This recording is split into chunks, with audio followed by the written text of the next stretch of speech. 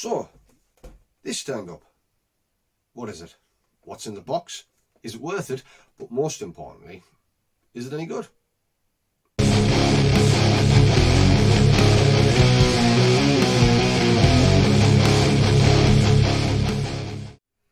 Hi, I'm Chris, or Underhiver on my hobby accounts.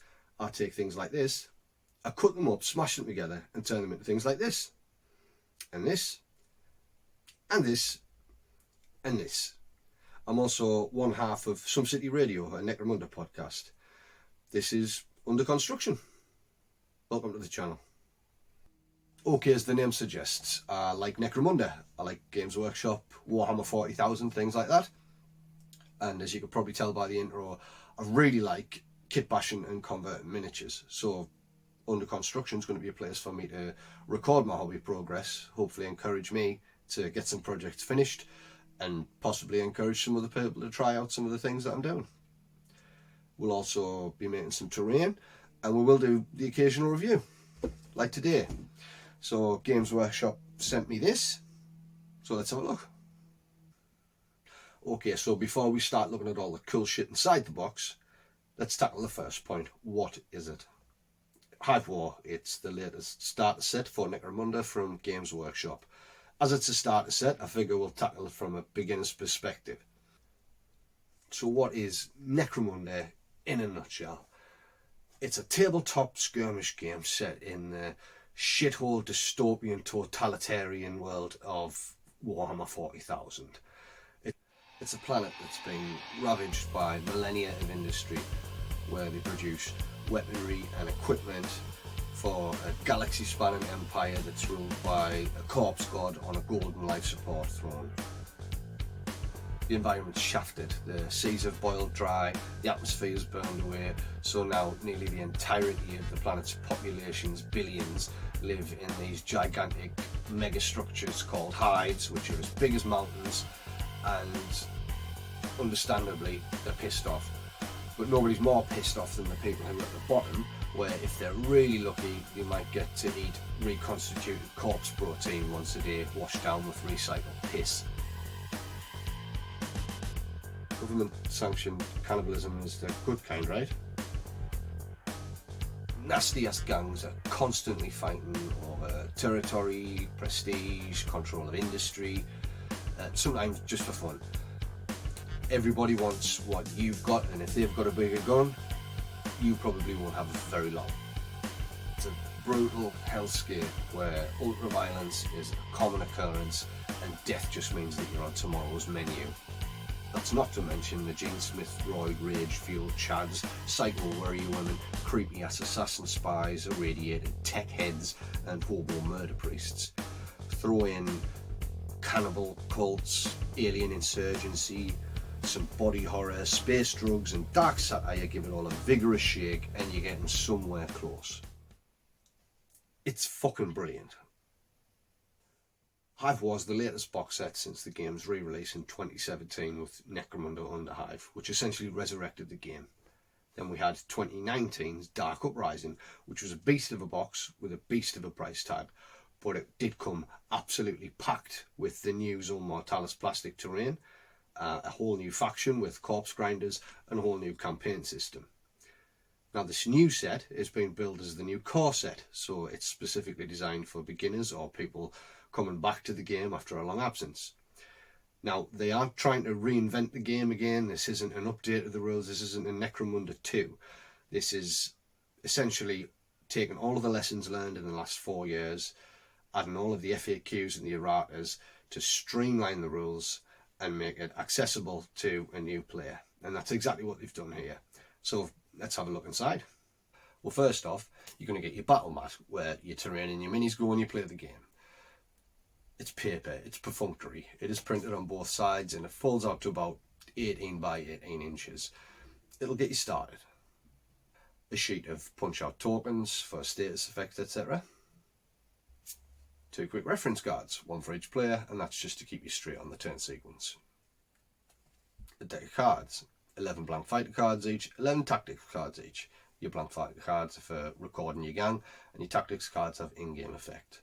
Now, for existing players, there's nothing unique here. These are reprints.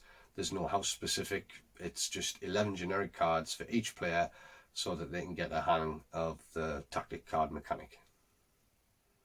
Okay, so let's look at the fun stuff, the plastic. Now, I don't want to hold up a load of boring grey sprues, so here's a quick video of what it'll look like when you open the box, spread it all out, because I know some people like that kind of jazz. Now let's take a look at how it can look. Obviously, it's going to take some work to get it that way, but remember, it's a hobby as much as it is a game. So you'll get 2 sprues of Esche to make a gang of 10. Now, these are the same as the base gang that's been available since 2017. It's the second time we've seen them in a box set, but, well, they're prominent in much of the artwork that GW used to promote Necromunda, and they're a really nice looking gang, so it's not a bad thing. Get 2 sprues of Delac. Again, this will make you 10 fighters.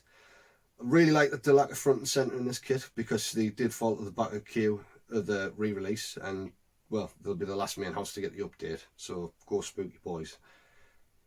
There's enough sprues of Zone Mortalis terrain to make a mix of 11 modular walls and columns, which is enough to create various layouts on the board.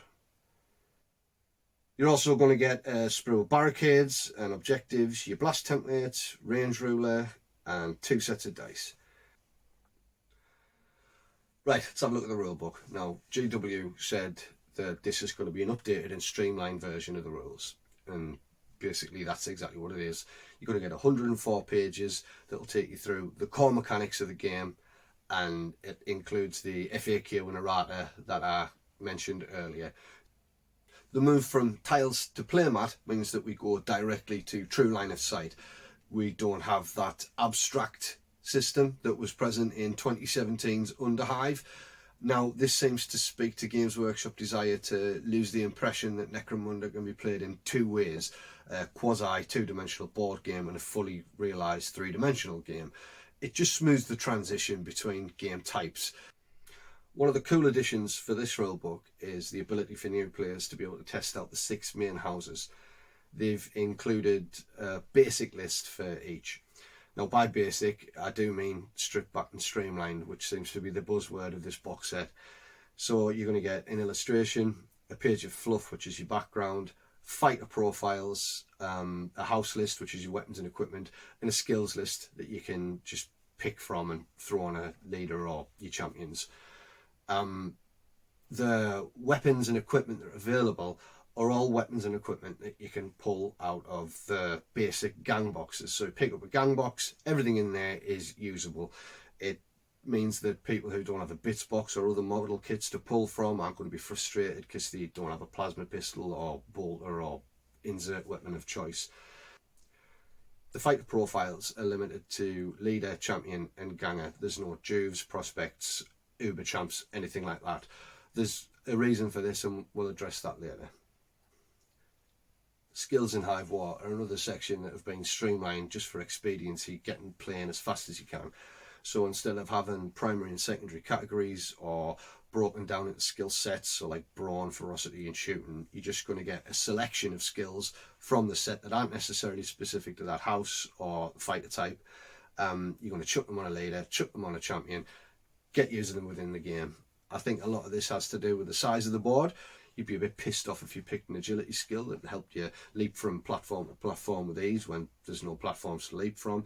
So again, it just kind of comes back to that whole ethos of this set, which is get your gang built, get your terrain built, get a list written and just get playing. Find out if you like it.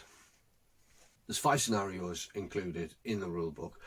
They're pretty short, pretty easy to set up and run. They can be linked together if you want to, with a really simplistic system that basically has a very limited injury chart and a very limited experience chart. Now, the experience works is that if you win games or shoot people and gain points, you can spend those points on stat increases. There's nothing beyond that. It is literally stripped back to its bare bones. This next point's quite a big one.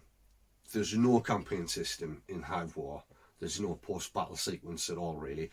There's no dock to take you guys to, but then the injury chart is so limited that there's no real reason to. There's no trading post, so there's no going to buy new weapons and equipment. You can't recruit new fighters. Nobody can progress, which is why you don't have juves. What's the point in having a juve if you can't access new skills and jump up the ranks. A campaign, Ask Any Player, is where the role and narrative arcs that Necromunda's beloved for exists.